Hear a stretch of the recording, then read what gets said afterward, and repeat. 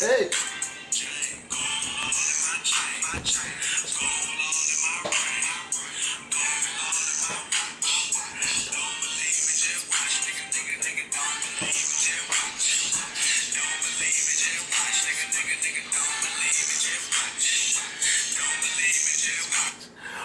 What's up, everybody? It's the Real Rasta. Can y'all see me? It's the Real Rasta Boy TV, and it's your boy, the Real Rasta Boy. I'm gonna get ready to go out in a little bit, but I had to come and give y'all this Iyanla Fix My Life DMX edition that just came on our own TV just not too long ago. I'm gonna give a big birthday shout out to everybody out there celebrating their birthday this weekend, today, tomorrow, whenever. Happy birthday to you. And again, if you want to get a birthday shout out, please go ahead and tweet me, follow me on Instagram, or Facebook me at The Real Rasta Boy. All of them same time. Oh, I'm gonna just go dive right into it. Oh, I almost forgot about the drink of the week. I'm gonna go out. It's a bit, oh, this is a bit strong. I'm drinking, I just found this new drink in the grocery store. It's peach Minute Maid and peach Amsterdam with a splash, little splash of ginger beer. You can use ginger ale if you choose. So that's what I'm drinking on tonight. Mr. Peach Amsterdam in the building. And Mr. Peach Minute Maid. All of them same time with some ginger ale. So I'm just gonna dive right into the Iyanla Fix My Life DMX edition that just came on own TV, and I hope y'all were watching and tweeting pound support DMX or pound fix my life. Okay, I wrote my notes down because I was coming prepared for this recap, and I only have like 14 minutes to give y'all this nasty recap. Okay, so Iyanla Fix My Life came on tonight. I'm just gonna go ahead and break down to y'all. Iyanla gave us some background about DMX, that he was popping, yes, back in the 90s, where he was one of the most successful rappers, you know, around during that time. He had 5 albums out that were all #1s and all that stuff. So DMX was doing this thing back in the 1990s, but right now he's on some other shit. Right now, I'm not sure what's he on. She pointed out he's been arrested over 30 times. He still gets highs, which is so obvious in the interview. I'm like, nigga, you must be high or on a Molly or something. What that Jim says? Popping a Molly, I'm sweating. He was popping a Molly because he was sweating. He was talking all fast. He was sounding all crazy. I'm telling you, like, DMX in this interview was totally high. If he's not high, I'm high, and I need a Molly because I'm fucking sweating. Okay, so he got his first son when he was 21, named Xavier, which is a strange for me that he has not seen the boy in over a year, and him and the boy don't have a good relationship. All kind of shit going on in this interview. He said his son don't call him, and he doesn't have a relationship with his son. And I'm like, how can you be a father? Well, he's calling himself a good father, and how, you know, he's a damn good father despite of what he's been going through. But how can you call yourself a good father when you're not even in your son's life, or trying to make an attempt to be in your son's life? Okay, I'm still giving you all the recap, breaking down the interview.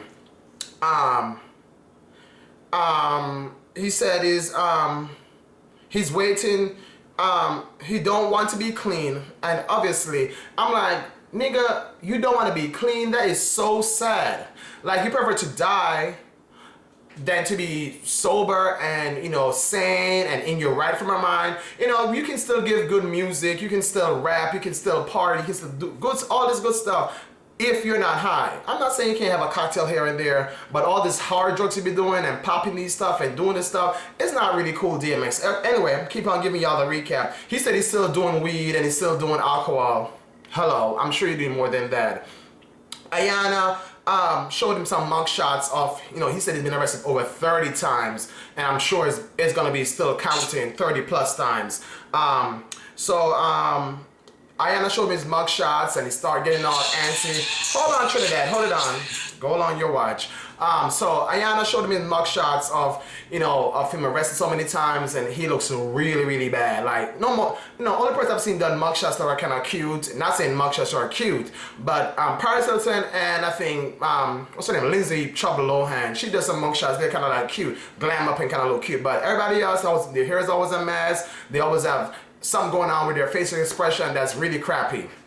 So So while Iyanla's them showing his mugshots to him, he's there snapping and going off on Iyanla about he don't want to look at these. This, you know, she already judging him already, and before she already known him and all this stuff. And I'm through the interview, I can't stand all this raspiness in his voice, and he's just talking all fast like he's spitting a verse or spitting a 12 bar or something. Like, DMX, you made me so uncomfortable watching you talk to Iyanla. It was sad. Okay, I'm still recapping. Back up. While watching the interview and see how he's interacting with Iyanla, I'm like, I wonder what his other children are thinking. Because I know he has 4 with his estranged, well, ex-potential, I don't know, is he officially divorced from, what's her name? Tashiri, whatever her name is. Is he divorced from her? But he's not divorced from her. It's going to potentially be his ex-wife, Tashiri, or Tashiri, whatever her name is.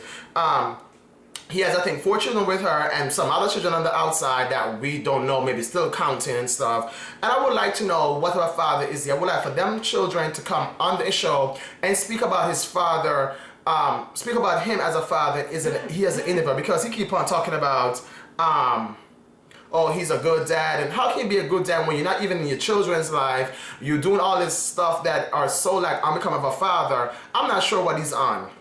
Okay, so, Iyanla brought his wife in that, you know, if you all were watching TLC, earlier this year they had a show on TLC called Starter Wife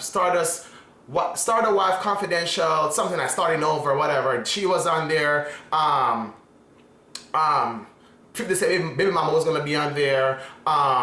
Who else? Some other rappers that nobody cared about was on there, and the show got canceled because I don't know if it was because of low ratings or it was because of people was petitioning for not having a show on the air, such as 50 Cent and other people in the rap industry.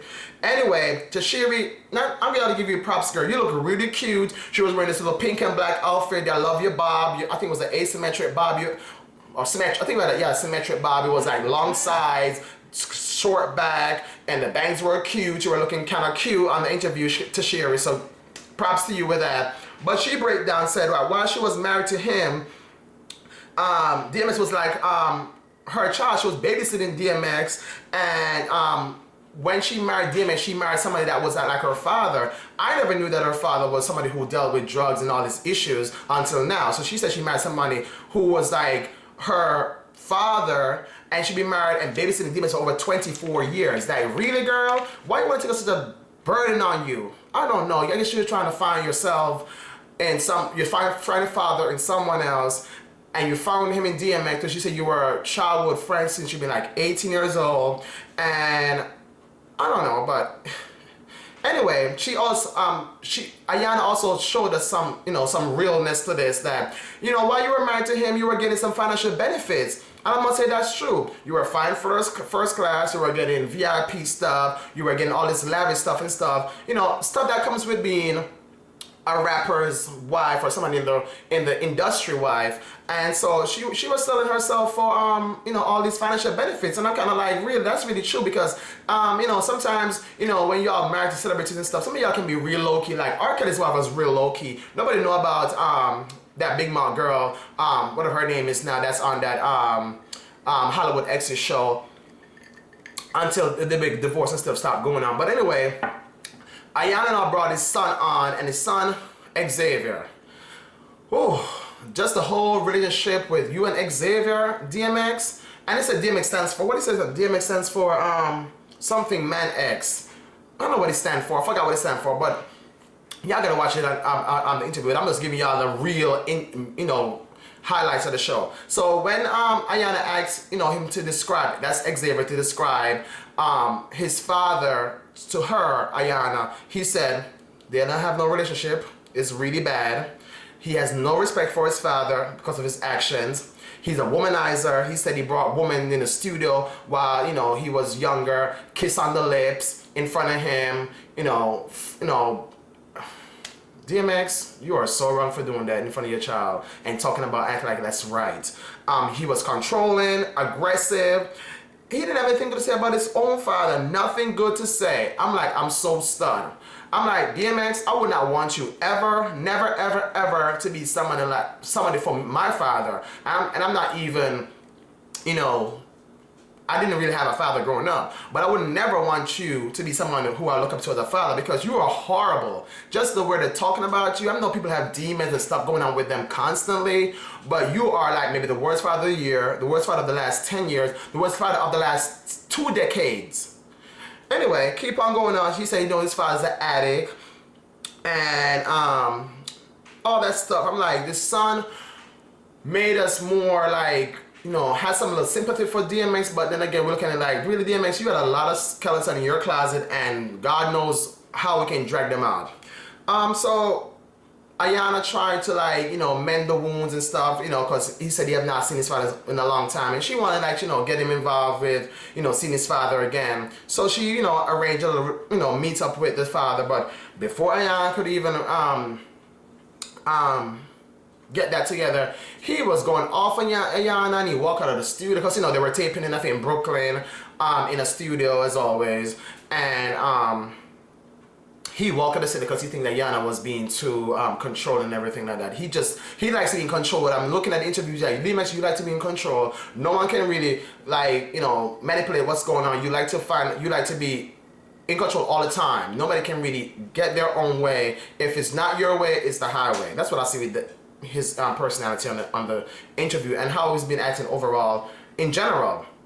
So his meeting up with the son was really emotional. His son met him for the first time in a long time, and just the hugging and the whole embracing and stuff got me a little bit teary-eyed. I was like, oh my God, that's really touching, that to see that, you know, how you can see that how he really loves his son. But he's not been playing an integral role in his son's life for a long time. His son, you know, said while he was younger, he was doing all this stuff in front of him, and how he treated his mother. You don't want your children to see that how you're treating their mother or your wife or somebody around them. They're going to emulate and react to other women or other male or whatever they choose to do in their sexual life, you know, to each other. So you have to be a real example, positive that is, when children are growing up, because you never know how they're going to turn out because they live by what they see. Long story short, he started snapping at Iyanla again because Iyanla was being in control again and doesn't like that, and I was trying to control the conversation because it was too much back and forth with him and his son going on. She's just trying to, you know, steer a conversation so that it could be more smoother. I'm like, can y'all somebody turn the CC on, that's closed caption, on the TV, because DMX is talking so damn fast and chopping up his word like he's doing a rhyme or something. I could barely understand DMX some of the times on the interview. Anyway, he even spazzed out so much on Iyanla, they told her to shut the F up and walk out the studio, storm off, came back in the studio later on and apologized, saying that he's never talked to a woman like that ever in his life. DMX, you are effing lying, because I'm sure you've talked to Sherry like that before. You are so damn lie. You're doing all this little ish for TV, and you're not gonna get no damn word being such a damn lie. You need to fess up and admit to your shit that you're doing, all this drug you've been using. You need to be detox, so bad that it hurts me to know that you're putting your family through all of this. I know you've been smoking for years and everything and taking drugs and everything, but at some point, where you're gonna get the grip that until you start doing better by your own self, you're not gonna live to see your grandchildren grow up. So traumatic. But anyway, wrap up the interview. Xavier wrote him a song and he was playing it on guitar. I'm like, okay, let me get into my own indie R&B vibe and stuff, and he's playing his own guitar and stuff. I'm gonna try to upload the part where Xavier was playing the guitar for his father, singing this song. That was touching to me, but seemed like he didn't move DMX 1 ounce. Anyway, I hope his son's gonna get through to him somewhere or the other, because this son maybe is the only one, in my opinion, right now, can maybe shine some light on his old persona and his own behavior and stuff that's going on. His son basically said at the end of the interview that he wants to have a relationship with DMX, if he wants it. DMX said yes, he wants it, but he doesn't want a restriction on his, you know, relationship with his son. His son put a restriction saying that unless you're gonna be clean and all of that stuff, it's not gonna work, which I think is true. If you're not gonna be fully 100% committed to being my father and being there when I need you and all that stuff, why the hell try to be my father then? But anyway, check the interview out. I'm gonna go out right now. Check out the drink of the week. Peach Amsterdam, Peach Minute Maid, and special ginger ale. I'm gonna go out right now and pop some Molly because I'm sweating. Oh.